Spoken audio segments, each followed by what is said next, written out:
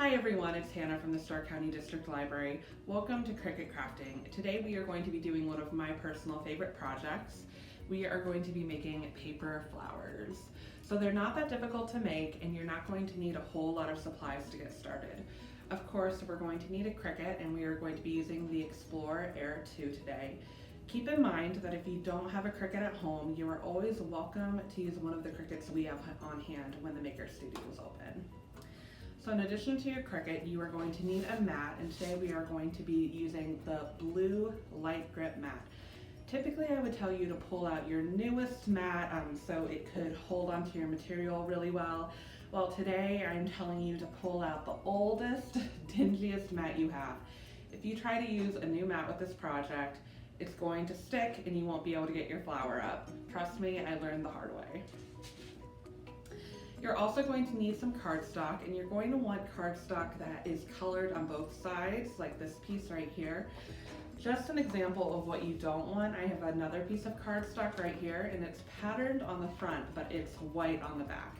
And we want to make sure that our entire flower is colored. You're also going to want a hot glue gun to hold your flower together, and you're going to need a tool to help you curl your flower together. Today I'm going to be using a Quilling tool. Now I understand not everyone's going to have one of these on hand, so feel free to use a regular pencil. So to get started, we are going to be putting our cardstock onto the light grip mat, and today I'm going to be doing a blue flower. And then we're going to turn to our computer. There are a couple of modifications you're going to want to make to the Cricut Design Studio. There is a paper option on your Cricut, but you're going to want to choose the custom option. And then we're going to go in and set our material to heavy paper. And we are also going to set the pressure to more. Right. I'm going to load my mat and cut out my flower. Once it's done cutting, I'll join back with you guys so we can finish up the process.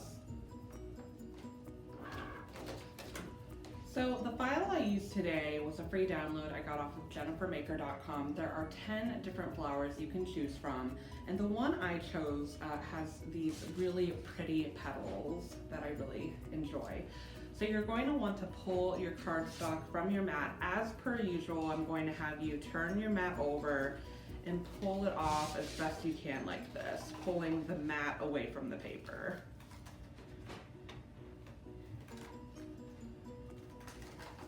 Okay.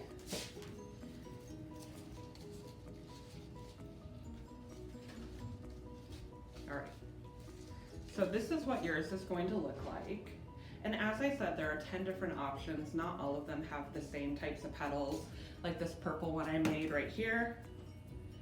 But with this flower, you want those petals to be curved a bit. So what I'm going to do is, before I start making my flower, I'm going to go around and I'm just going to bend these petals ever so slightly so it gives the flower a bit more of a natural look.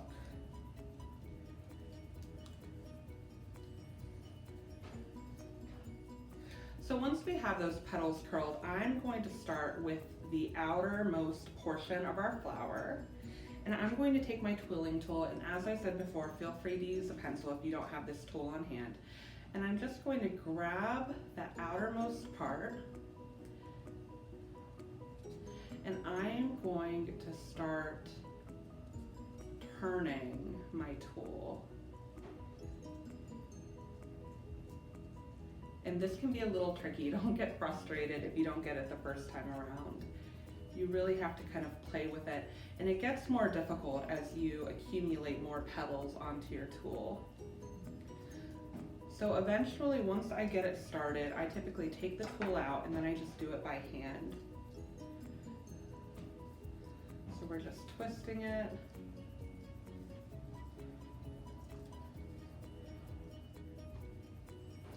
Okay, so we have that done, and in my opinion, this is where it gets really tricky. You're going to notice on the end of your flower, you have this little circular portion. This is what you're going to use to secure your flower in place. So what you want to do is you want to make sure that your flower is around the tightness that you want. And we're going to bend that circle back a bit, and you'll see this is what I have right here. So we're going to take our hot glue gun, and you can use a different type of glue. You can use Gorilla Glue, anything that's a strong adhesive, but I've had the most luck with the hot glue gun. So I'm just going to put a little bit of that hot glue along the seam and in the middle. And then remember, this dries very quickly, so you're going to want to take that circle right there and you're going to want to plop that down and then hold it. And then just hold that in place and give it a couple of seconds until it dries completely.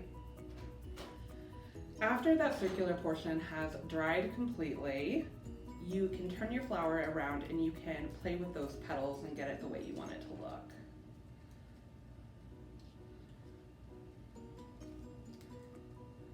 Okay, and there we have it. We have our yellow flower and we have our blue flower. As I said before, really easy project. I like making these and putting them in shadow boxes so you can create your own custom bouquet of flowers.